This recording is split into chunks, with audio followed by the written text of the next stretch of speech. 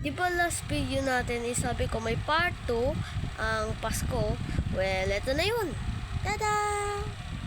Diba? Ang galing ko, no? Tinuloy ko pa rin yung part 2 kahit walang naghihintay.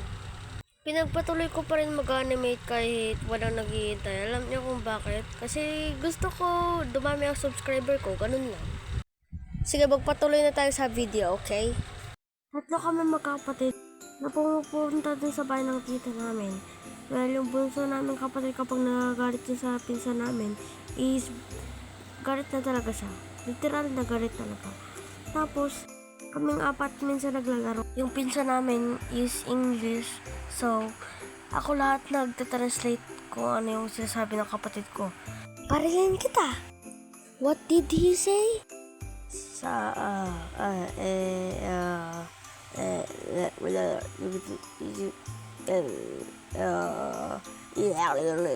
Habang naghihintay kami sa fireworks, nagbibideo muna kami habang sumasayaw.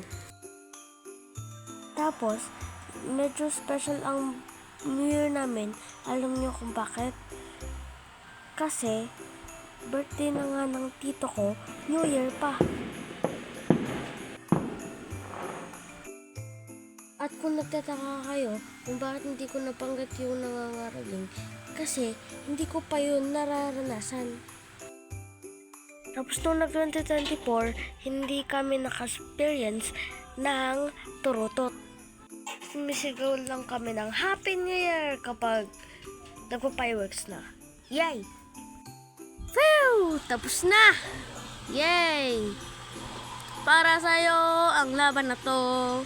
Sige, ipapagpatuloy ko to, pero wala tong part 3 Papagpatuloy ko to na kasi wala pa akong nabanggit na kung ano yung naramdaman ni Tito, na kasi birthday niya nung New Year, kaya i-edit ko na lang yon kapag nakasubscribe na kayo, kaya mag-subscribe na kayo.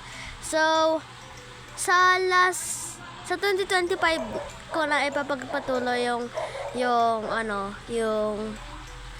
Christmas celebration, okay? So, bye-bye. Pero bago tayo umalis, mag-like ka mo dito sa video at mag-subscribe, comment, and basta. Sige, bye-bye na. Bye-bye. We wish you a Merry Christmas and a Happy New Year!